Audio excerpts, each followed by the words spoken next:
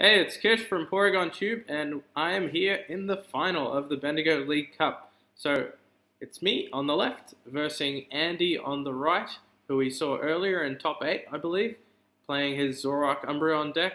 So, first of all, before we get started, just want to give a huge thank you and shout out to Ian and Guff Bendigo for hosting such awesome events. Really amazing venue, supportive staff, and Tim was great as a judge on the day, so big thanks to them all. I think I forgot to give a shout out right at the start, so I'll do that now. Get that out of the way. So in this matchup, on paper it's favorable for me. I have Lycanroc, which can one-shot Zoroarks pretty easily because Zoroark has fighting weakness. Claw Slash for Lycanroc for fighting in a double colorless does 110, and even a Zoroark Break can't survive it thanks to the weakness. So, and that also means that I can limit my bench, meaning Zoroark's Mind Jack can't do a whole lot. Umbreon also gets one shot by Lycanrocs. So on paper, this is a favorable matchup for me, but in practice, it doesn't always work out that way, particularly because Lycanroc is not the focus of my deck. It's more to do with Drampa. I have a 3-2 Lycanroc line, so Drampa's Berserk is copied by Zoroark Break's Foul Play. With a choice band, can actually one-hit a Drampa very easily. So Andy definitely has some outs, and it's not always easy to restrict your bench against Zoroark. Sometimes you're forced to bench things like Tapu Lele and Shaman just to get out of bad hands. So we'll see how this matchup plays out. I believe I'm going first, and fortunately I actually do even start with a Rockruff. So I'm float stoning the Rockruff there because choice band's not going to be super relevant, I don't think. What's going to be more relevant is maybe getting out of a Moonless Madness confusion from Andy on his first turn. So that's why the Floatstone comes down onto the Zora. And Sycamore there, going to draw a pretty decent hand full of supporters. I have an Ultra Ball even for next turn to grab myself a Lycanroc. I may even choose to play that now to grab a Rockruff. And we see the town map come down. 2 Hexmaniac Prize is not hugely relevant. So a lot of people ask me, why do I play town map? And the reality is, I really like not having to look to see what's prized. Just knowing what your prizes are is so beneficial. It helps you virtually every single game, and even being able to strategically take prizes is massive. So I dropped the Magma Base there. I don't really like that play for me. I think dropping the Magma Base can only really help Andy there, because then he can start copying Berserk. Otherwise he has no way to get damage on his Pokemon.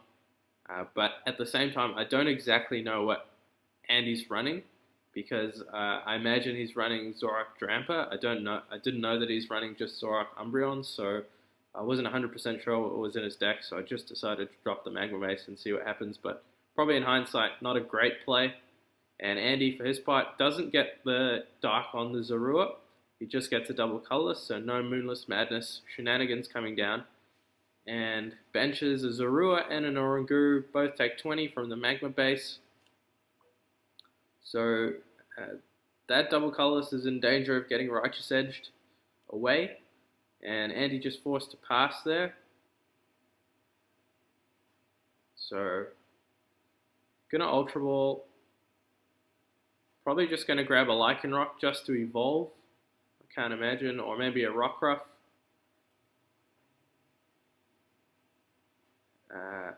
So grabbing a Lycanroc to evolve there is not a terrible play either, but I guess getting out the Rockruffs is also good. So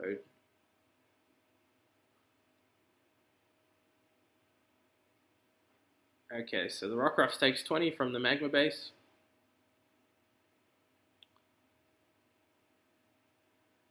And I'm sure Andy will be wanting to swarm his Zoroarks as much as possible. Zoroark can't do a whole lot to Lycanroc, unfortunately, even with Foul Play, because Foul Playing Lycanroc's Claw Slash only does 110. That's a 2-shot, whereas Lycanroc is one-shotting the Zoroarks. So even though you're trading 2 for 2, in that Lycanroc will knock out 2 Zoroarks and Zoroark will 2-shot a Lycanroc, that's a more favorable trade for me because it's not easy for Andy to just swarm Zoroarks time after time. Eventually he's going to run out. So if I can make him commit 2 Zoroarks to just knock out 1 Pokemon, then that's fine. Okay, so I'm playing quite aggressively here. Ultra Ball to grab Shaman. So I don't necessarily need to do this in this spot. But I think I'm digging for an energy because I missed an energy to Righteous Edge. So Field Blow on my own stadium. Max looks are going to come down. And it misses. So that's not a huge deal. Max looks is just bonus in that situation, I think. And probably just going to dig for an energy to Righteous Edge and get rid of that double colorless. So Andy's Zoruas are not really going to threaten my Drampa for another turn because he has to wait until they can evolve to Zoroark Break, and I get the Fighting Energy off the last card and another Max Elixir. So definitely worth just Righteous Edging here, and that's what I do. So Andy now, let's see what he can do on his turn. As I said, he'll probably just want to swarm Zoroarks. At the moment, Mind Jack is doing 100. So with 3 on my bench, and then with a Choice Band, that's 130. Even with a Kukui, that only goes up to 150, so not going to be able to knock out this Drampa this turn. And he evolves the benched bench Zoro to Zoroark. No reason not to, can always stand in. And if he doesn't want to stand in, then he can just sack the active Zoro. So that's a good play from Andy there. And let's see what he's got. Just debating his options. Looks like he's contemplating an Ultra Ball.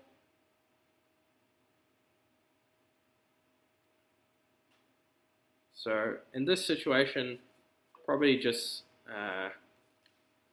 he's already down 1 double colorless, so he may be worried that he might not be able to find another one. But hitting the Drampa here for 100 damage is pretty strong because then he can follow up with another Zoroark for another 100 damage and take the knockout and go up 2 prizes. So Andy's just checking what's prized. And he decides to grab his Zoroark. I think he may not actually have access to a supporter, although he did VS Seeker away. He did Ultra Ball a VS Seeker. Not entirely sure he's got access to a supporter here.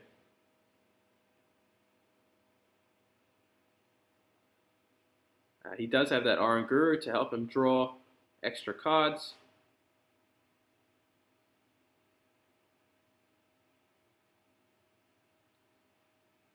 And so attaches a Choice Band to Zoroark. He's got another VS Seeker in hand. And yep, gonna grab a Sycamore. So he's got a pretty strong setup here. Can he find an energy to Mind Jack? Looks like he got a Dark, but no double color. So maybe a Moonless Madness gonna come down here. Confusion is incredibly annoying to deal with in this current metagame. A lot of bulky attackers, and the 30 damage would actually be very relevant if I were to flip Tails, because then that would put my Drampa in KO range for a Mind Jack with a Choice Band and a Kukui.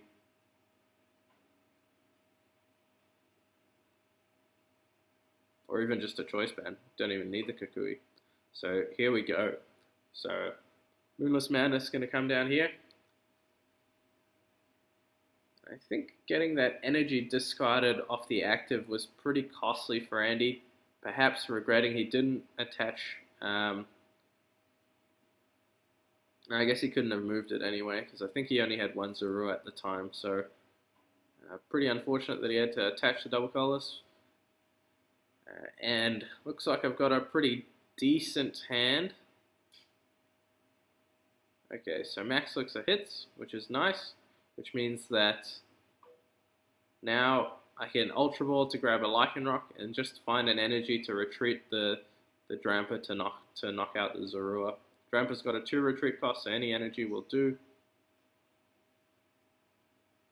So gonna Ultra Ball away the Stretcher and the Float Stone. Find a Lycanroc.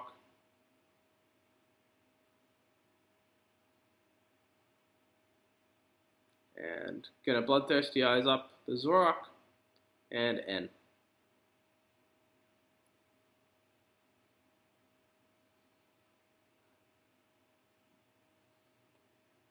So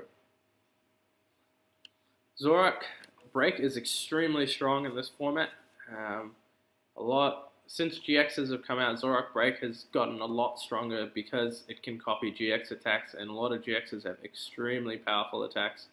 Okay, so I do get 2 energy fighting in a double colorless. Probably just going to attach the double colorless and retreat, because that will allow me to keep 1 energy on the Drampa for a double colorless, and I can even get a double colorless off the prizes in anticipation of a Moonless Madness confusion. So yep, and that's exactly what happens. So Claw Slash, gonna deal the 220 damage, knock out the Zoroark, and this is a pretty strong setup for me now. So Andy's got no Zoroarks in play at the moment. He does find another Zoroark.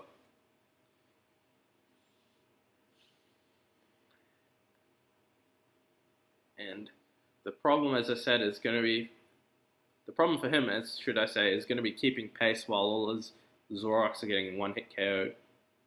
Generally speaking, it's very difficult to KO Zoroarks, or even Zoroark Break. Zoroark Break's got 140 HP, I believe, or 150, and that's extremely hard for most decks to KO, at least without investing a whole lot of resource into doing so. Whereas Lycanroc for just 2 energy can one-shot everything in Andy's deck, unfortunately. So it's an uphill battle for him, but definitely not out of it. He is able to copy Dangerous Rogue GX, so I've got to be careful to limit my bench to 3 and not go up to 4, because then a Dangerous Rogue would one-hit KO my own Lycanroc. And let's see what Andy drew off his own end.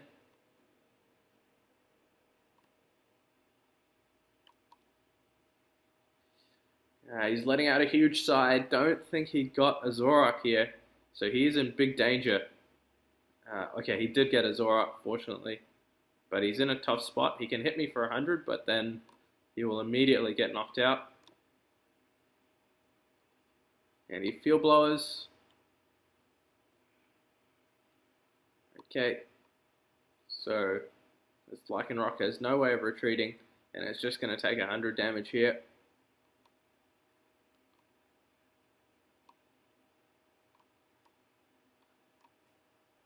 And let's see what we draw. Okay, so drawing a double colorless there is really nice. It means that I have a response attacker once this Lycanroc gets knocked out. Choice banding the Shaman just to get rid of it. Play the Magma Base and N. More because I don't want to draw into the Magma Base, rather as opposed to any other reason. Thinning your deck is extremely important in a format where N is so massive. You want to basically draw into the stuff you want all the time, and part of that is getting rid of stuff you don't want to draw into. So dropping the Choice Band in the Magma Base was that. It looks like I drew a pretty average hand off that N for 5, and there's nothing even in my prizes that's going to help me out that much.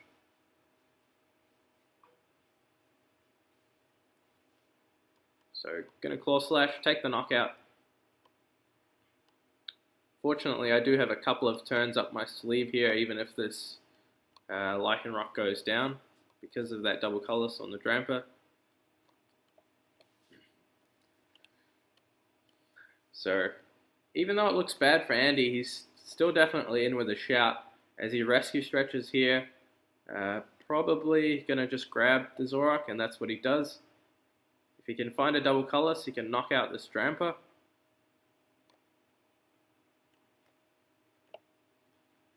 And Choice Band comes down on Zoroark, and Andy bails me out of a bad hand there, thankfully, with the N.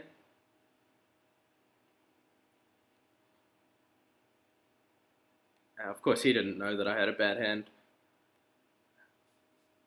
So he's definitely looking for a double colorless here. If he doesn't get one, he'll be in a pretty awkward spot.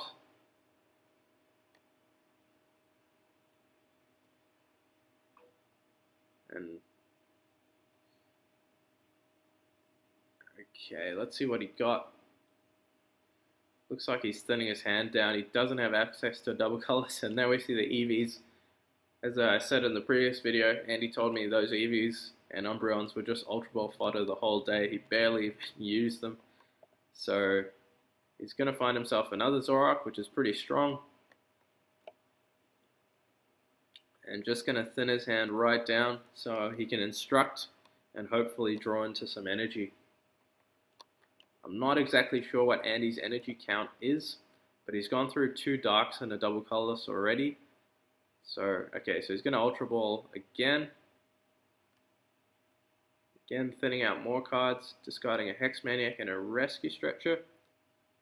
So that was a tough decision. I'm sure Andy would have liked to Rescue Stretcher and put back in some Zoroarks, but he also doesn't want to put back cards which he doesn't want to draw into this specific turn, because he just wants energy right now, I think.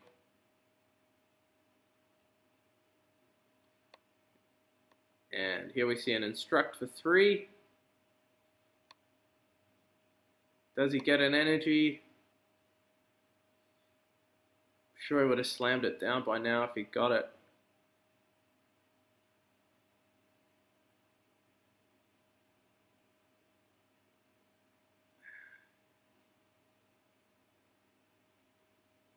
Benches the Eevee.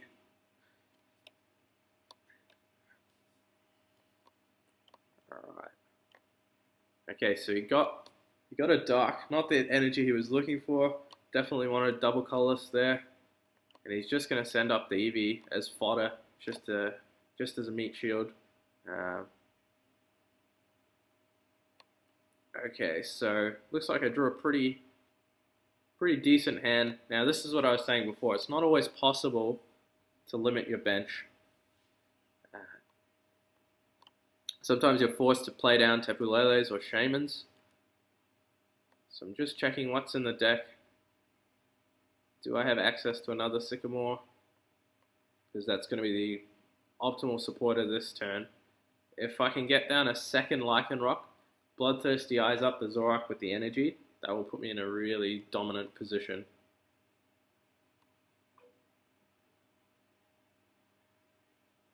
But the other decision is, do I want to actually do that? And the answer is no. So I think the reason I went with Hex Maniac there is because Andy only has a 1-card hand. So, and he instructed for those 3 cards, so there's a good chance he doesn't actually have anything. And by hexing there, it prevents the instruct. So Andy Kukui's.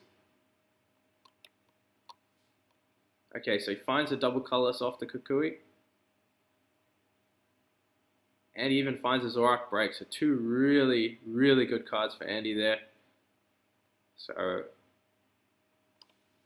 the tide could turn pretty quickly here, because Andy's going to get a knockout here on this Lycanroc.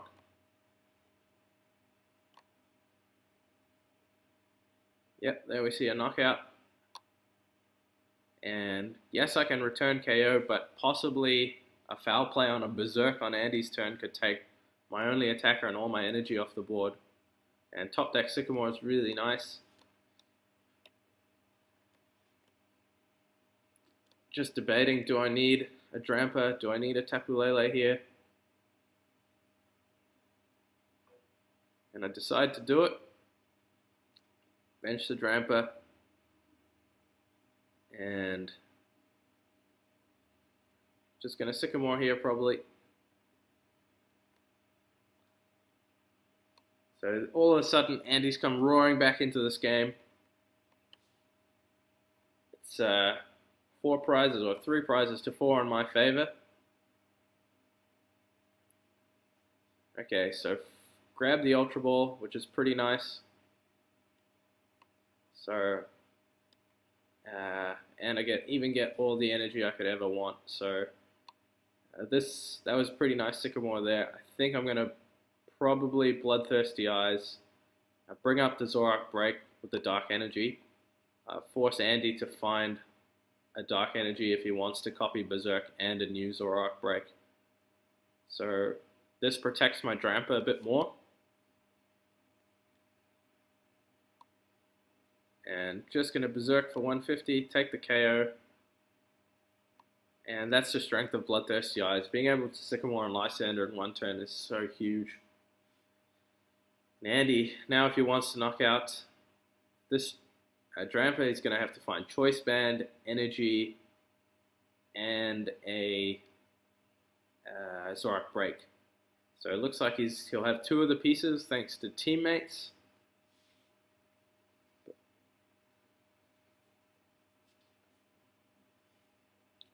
But that teammates means that he can't end me, which means I'll get a double colorless onto my Lycanroc.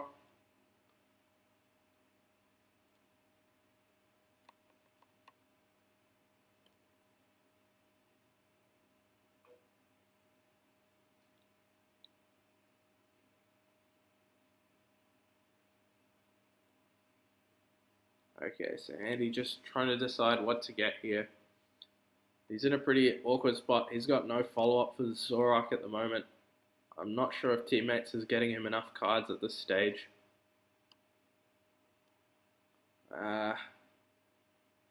Yeah, I think he's in a bad spot here. Guess he can Mind Jack for 100 if he wants to set up follow-up attackers, but that gives me another free prize, and then I'm just down to one prize, and Lycanroc can clean up. Forcing the KO here means that he probably can't set up any follow-ups, so my Lycanroc can still come in and clean up, so he's just in a really awkward situation. If he had one more Zoroark down, I think things would be much different, but not having access to that extra Zoroark might be the thing that gets him. So he evolves to Zoroark Break, gets the Dark Energy, so he can do 150 with Berserk. Does he have a Choice Band? Looks like no, just a Floatstone. Okay, so he's going to Instruct for 1 here. Hoping to draw a Zorua or something. So he's actually going to Righteous Edge because he can't take the KO. And I don't mind that at all from Andy. And there we see a Berserk come down. And Andy scoops up the game. So we will be moving on to a quick game too. So that's what I was talking about. Sometimes not easy for Zoroark to stream attackers near the end of the game. And Andy, unfortunately, just missing a couple of key things, meaning he had to Ultra Ball away a lot of resources to try and find energy. And so that allowed me to just stretch him a bit too far and take the game. So we'll be moving on to a game 2. Andy going second there was also a massive disadvantage for him. I was able to get up a quick Lycanroc, so him going first will put him in a much better situation. He will be able to get out his evolutions first and make it much more likely that he's going to be able to get out Zoroark Break. So that's the power of Zoroark in this format. Even with a 3 bench, just hitting for 100 or 130 with Kukui is massive. Can 2-shot most GXs and EXs, so Zoroark Break very, very strong, and even just Zoroark. Moonless Madness also shouldn't be underestimated as an attack. Confusion, as I said, extremely annoying to deal with. We see Espeon's Psybeam put in a lot of work. And so we'll start up for game 2. Let's see what we can draw here. So it looks like Andy's starting Zorua, and I'll be starting Drampa, looks like. Had the option to use Tapu Lele there. Tapu Lele is actually a very good attacker against Zoroark and Zoruas. So, and Andy benches his own Tapu Lele.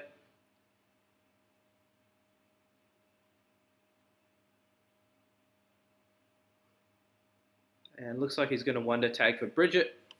get out his full complement. So this is a pretty strong start from him.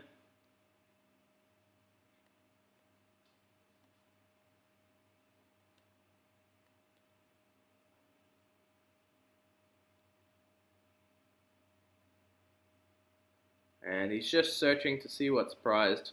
Always a good idea, unless you play a town map. Then you don't have to worry. Well, you still have to check what's prized early on, at least until you play the town map. But yeah, I'll stop peddling town map now. I think that's enough. So, Andy probably just checking his Zoroark line.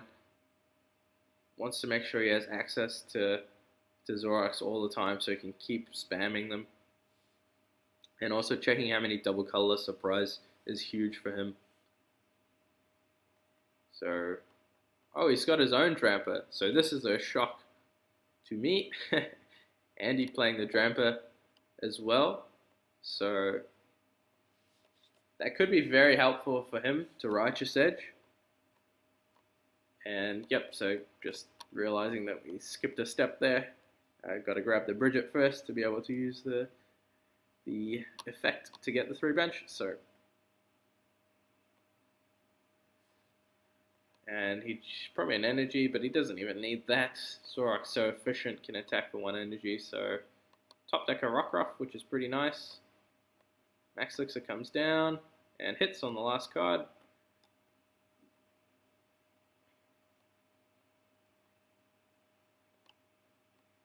Okay, so CNN here. So this is a pretty strong start for me as well.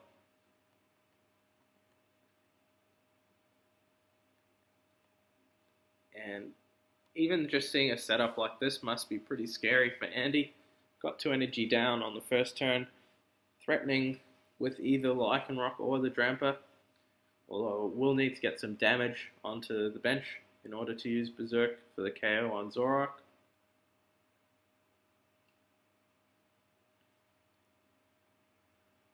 So both getting 6 off this N. And get a Magma Basin, an Ultra Ball, and even a Shaman. So I might even decide just to hold this hand, and that's what I do. So just going to Righteous Edge for 20. I could have Ultra Balled there and grabbed another Rockruff. But then I would have been forced to put my bench up to 3, which would mean that Mindjack's doing 100, and that's a 2-hit KO. Whereas at the moment, Mindjack's only doing 40. And even with a Choice Band, that's 70, that's still 3-hit KOs. So playing reasonably conservatively there. And I get End out of my good hand, so possibly punish, but I still don't mind that play. I think just restricting Andy's damage early is good.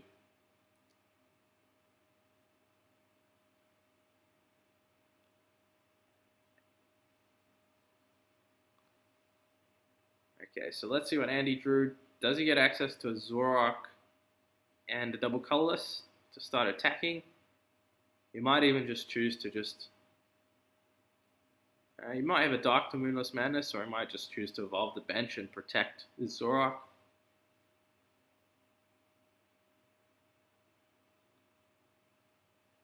So he does have an Ultra Ball and a Dark Energy, it looks like.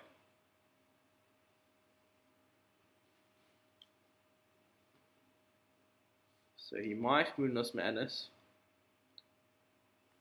Just weighing up his options. I think it's pretty important for him to just get as many Zoroarks down as he can. He may even be going for the Oranguru Instruct play. So he Ultra Balls away, Stretcher and Choice Band. Could have discarded the Zoroark Break to have access to it with Stretcher. And that would give him another out to Zoroark Break, but choosing to just discard the Stretcher is fine there. He gets his Zoroark, and yep. So, as I said, just evolves the bench. And this will be an interesting decision where he decides to commit this energy. Does he want to go for the Moonless Madness? Is it worth it in this spot? And he might not even have an energy. Okay, so Max Elixir again. Misses this time. And I'm not sure if I have a double colorless. There's definitely a Lycanroc there.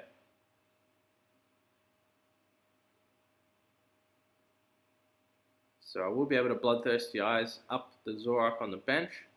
But do I have access to a double colorless? I'm not sure, and I still will need damage from Magma Base. So Kukui, there's a double colorless and a Pokemon, so the perfect 2 cards off the Kukui there. So pretty fortunate, and we're gonna see. Don't even need to drop the Magma Base. Actually, Berserk 80 plus the Kukui will do the will do a knockout on Zoroark. But I think it's just better to drop the Magma Base in this spot. Although it could mean a Berserk come down from Andy's Zoroark, so decisions. So Bloodthirsty Eyes, gonna bring up the Zoroark, Floatstone, and retreat, and gonna take a knockout here. So Lycanroc's very awkward for Andy to try and deal with, so I think that's why I went for that. And just having one bench means that he's severely restricted on his damage output, although this does open up, and there we go, for a Moonless Madness. Okay, so Magma Base. Okay, so bench the Drampa, put 2 damage counters, that activates Berserk. I'm gonna Ultra Ball, probably grab a Shaman or a Tapu Lele here, or even a Rockruff. I think I've got access to a support. I'm not quite sure what the last card in hand was. It is a VS Seeker, so we'll have access to an N, I think. And roll the dice on the confusion and flip heads, and that's going to be a knockout. So I decided the gamble was worth it there because the 30 damage is not really relevant to Andy. It doesn't help him get any extra, doesn't get him any further to knocking out the Lycanroc. Although I guess a Berserk with a Choice Band would actually knock out the Lycanroc, so possibly risky there, but decided to go with a gamble and it paid off. Got the knockout. And unfortunately for Andy, Lycanroc can actually knock out a Drampa in one hit because of weakness. So here we go. Draw Field Blower.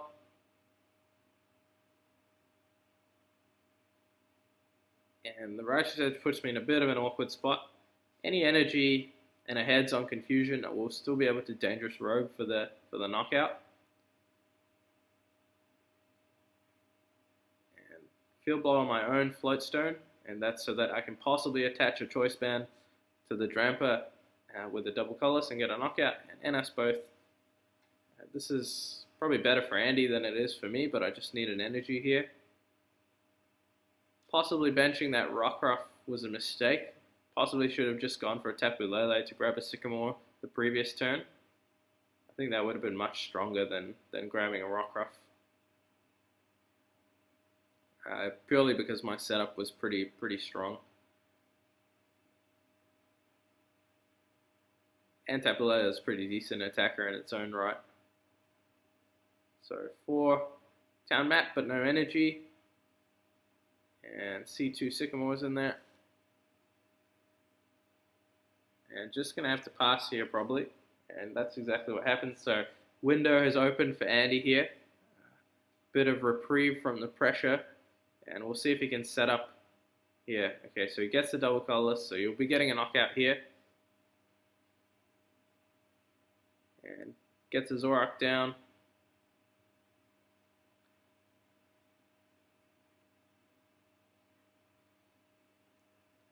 He's going to rescue Stretcher. Going to decide whether to shuffle or to take back. Depends what's in his hand, really. If he has access to a supporter, probably shuffling 3 back is really strong. because I'm sure he'll draw into them at some point. He doesn't necessarily need to draw into them this turn.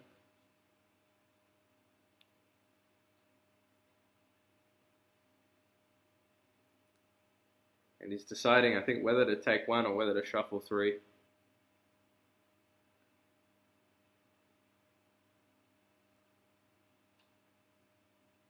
And he decides to take one, and that's fine. So we'll see a Berserk here, take a knockout. And he's going to Hex as well. And that's a good play, restricting my outs, because he probably figures I'm on a bit of a brick of a hand. So restricting my outs, stopping any setup or one to tag shenanigans is good. So I've got a Drampa and a Lycanroc. I don't particularly want to draw into either of those, but I also don't want to fill my bench up. So I'm going to Versus Seeker for N. And really, Andy is in a much more dominant position here. Possibly benching that Rockruff was a little bit of a misstep because it allows Andy to start hitting bigger damage. 100 damage is much more relevant than 70. It allows 2 shots, so draw Sycamore, Fighting Energy, but no double colorless. So probably just going to be forced to Righteous Edge this turn. And might commit the energy to a Rockruff, threatening a Lycanroc.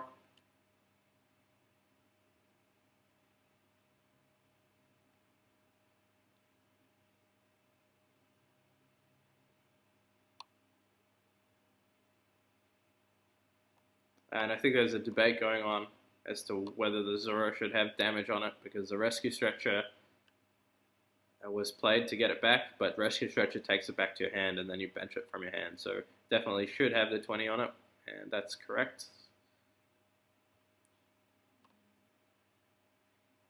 So going to attach the Fighting to the Drampa.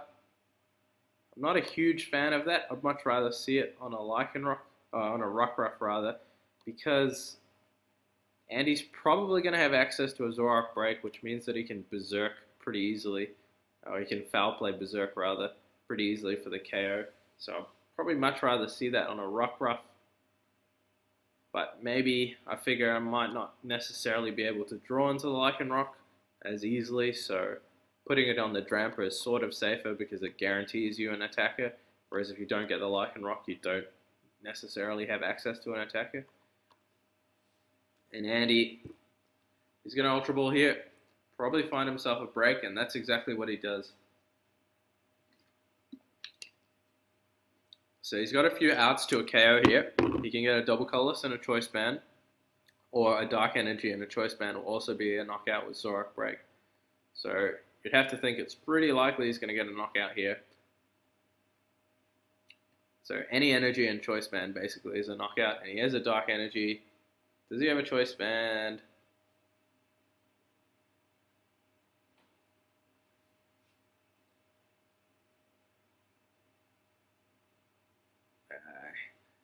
He's slow rolling it if he does. Maybe he missed the Choice Band, but it looks like he has Ultra Ball, so he can start thinning some cards out to possibly Instruct with Oranguru.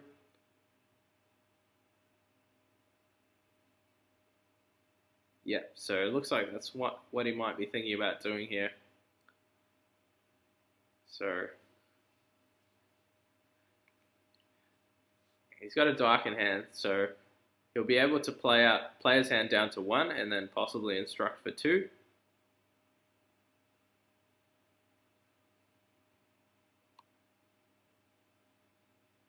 So yeah, there's the Dark Energy. I even had access to a Double Colorless. So he benches the Eevee, so it looks like he's going to play his hand right down to 0 and Instruct. Ultra Balls away Dark and Umbreon. Grab the Oranguru. So if he misses Choice Band here, he's still not in a terrible spot, because just doing that amount of damage to a Drampa is really good, because it means that if I want to commit an energy there, I'm going to have to knowingly sacrifice the energy because the Drampa will get knocked out the following turn. And if I don't commit an energy, that means I'm not doing anything really. So Andy, oh, was that only an instruct for 1? Apologies, I thought he could instruct for the full 3 there. So he instructs for 1. Did he get it? Don't think so.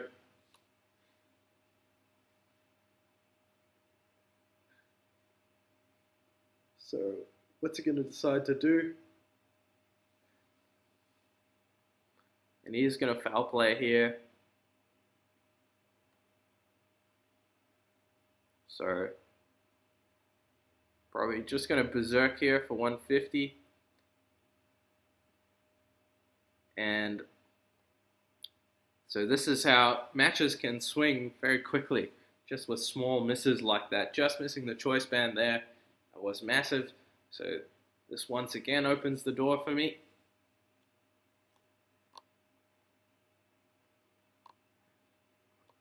Okay, so draw Magma Base, which is not a terrible draw if you know you're going to Sycamore, because you can get rid of a dead card from your deck. And so let's see what I draw. No double colorless, no way to retreat.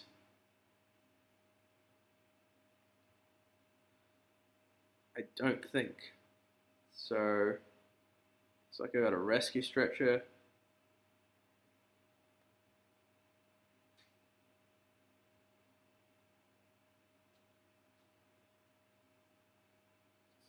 Just deciding what are my options here. What's my best play? And there's no real great play here. I think maybe might be maybe Shaman to dig for some more cards, but then again you fill up your bench to fuel Mindjack, so no really good plays. And just deciding whether I want to discard the rescue stretcher. Is there anything I want to get back? Lycanroc's very useful, but not sure why I don't just Ultra Ball the Drampa here. That seems like a fairly useless card, but deciding to Ultra Ball the rescue stretcher and gonna grab Shaman probably. Dig for double colorless. But this is where maybe attaching the energy to the Rockruff the previous turn would have been better, because it means that my Lycanroc will probably be ready to go after this Drampa goes down. So probably just going to evolve. Okay, so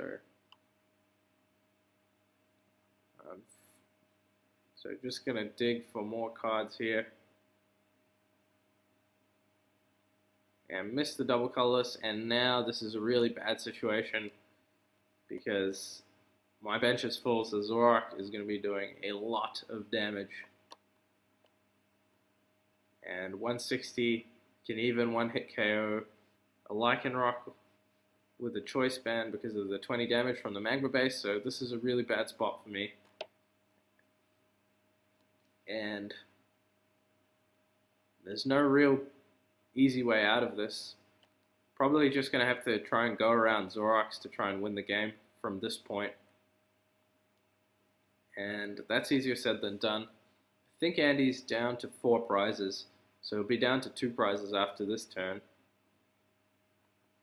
And he can even copy Dangerous Rogue, so I think this is more or less wrapped up for Andy here. It would be hard to see a comeback for me from this situation. And you're just going to be able to foul play here for the knockout.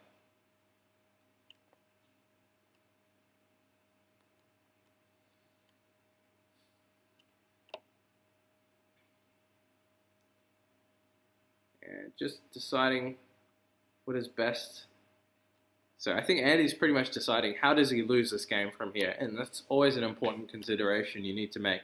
When you're in a dominant position like he is here, how does your opponent win? Or how do you lose from this position? and you need to eliminate that situation to the best of your ability. So this is a bad spot. Gonna send up Lycanroc. I don't think it matters. Yeah, Andy still needs a choice band here to take a KO on the Lycanroc with the Drampa, so knocking out the Zoroark and then ending is probably my best bet, but Andy does have Oranguru, so he's got a few ways to get out of this.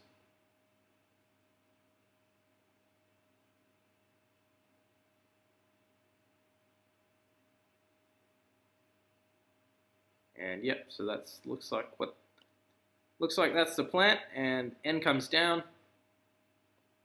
And this is the old N and hope play. N and hope that your opponent doesn't draw what he needs, but Andy's just so far ahead there. Here, you feel he has a lot of outs.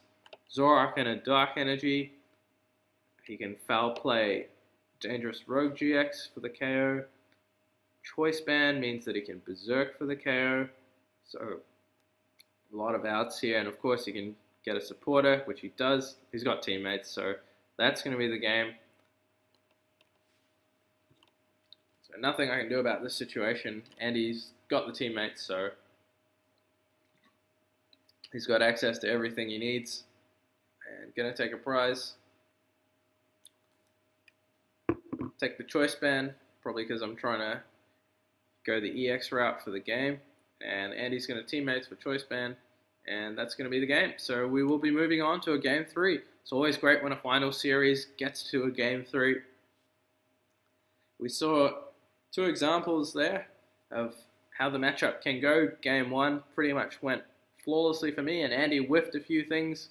Game 2, Andy got a really strong setup with Bridget and was able to constantly threaten attackers, whereas I possibly made a few small mistakes which ended up costing me and missed some double colorless at key times, but overall I think just those small mistakes cost me game 2, and Andy played very well to negotiate the matchup and make sure he hit all his outs and prevented me from ever really getting going in the game. So we will be moving on to a game 3. And yeah, so the very close matchup. As I said, it's not always possible to play around Zoroark. Sometimes you're forced into awkward situations, and I guess that's why Andy plays the Drampa as well. Discarding special energy is so massive in this format right now.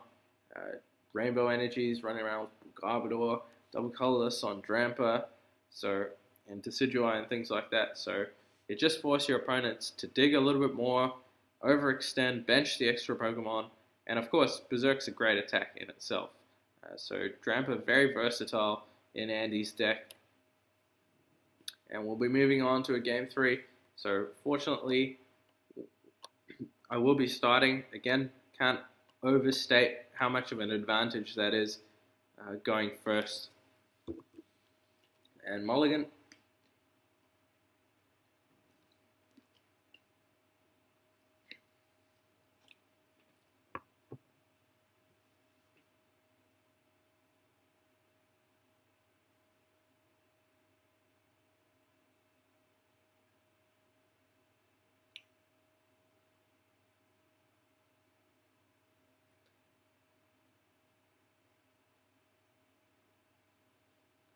Alright, so let's see.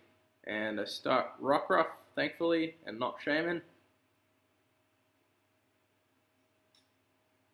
So Andy starts Zoroark, and Sportsmanlike extends the hand.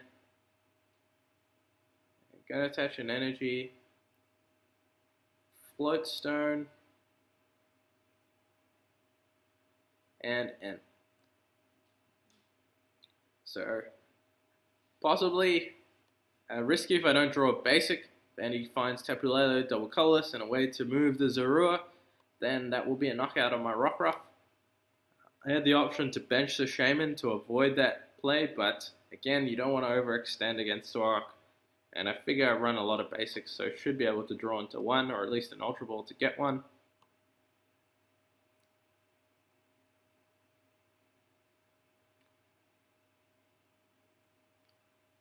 And let's see what we get off the 6. and absolutely no basics, no way to get it. And so here we go. Can Andy clean it up? Donk the Rockruff. He's got a double colorless in Umbreon, but nothing else looks like.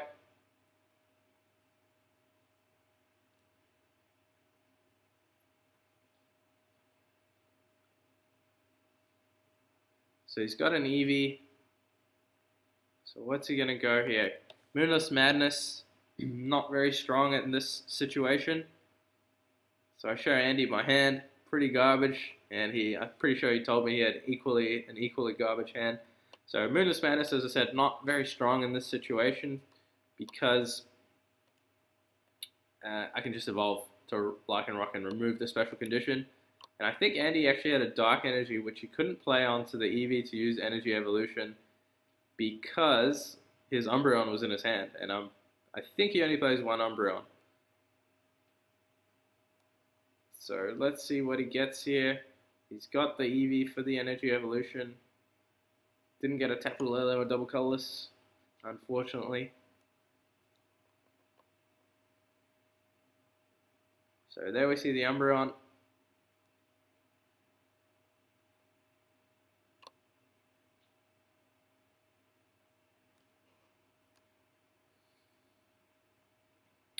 And Andy even has a Float Stone, so he can strafe for 30 damage. And let's see. Double colorless.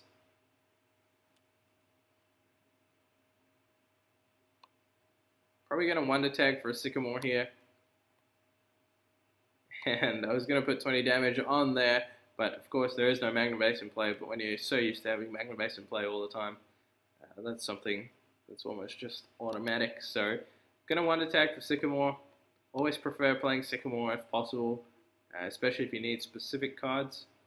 So Sycamore, going to discard the Max Elixir, not valuing the energy on the Tapu Lele. And fortunately do draw an Ultra Ball, so Lycanroc's going to come down. And possibly should have just Max Elixir there, because if I do get confused, I'll be able to retreat to a Tapu Lele and attack for just an extra energy if the Max Elixir hit. But that's by the by. That didn't happen, so Lycanroc going to come down. Bloodthirsty Eyes up the Umbreon, because I'm extremely scared of a Dark Call GX from here. That will give Andy time to set up his board. Puts me 2 energy attachments behind, effectively negating my turn 1 start. And there we go. So Claw Slash for the knockout. Andy draws. He's got a Zoroark. What does he have? Oh, he's got nothing. Whole bunch of Pokemon, but no supporter, no Ultra Ball, no way to get going, and he just has to scoop. So a really unfortunate end to the series. Didn't even have an energy for confusion. So gonna see, nah. Top deck was nothing. Zoroark break. So really unfortunate way to end the series, but a really good series. And fortunately, I'm able to take this tournament down and win the Bendigo League Cup. Andy did extremely well to get to the final. Commiserations to him, but still a great performance on the day to make it all the way to the final. So thanks for watching, guys. There is a league challenge on the 23rd of July, I believe, so we will have coverage from that. Again, that's in Bendigo, and that is the first event of the new season, 2018, so get around it. If you're in the area, if you're in Victoria, come along to the Bendigo League Challenge, and hope to see you all there. Thanks for watching, guys. Be sure to like, comment, and subscribe, and we will see you in the next video. Bye.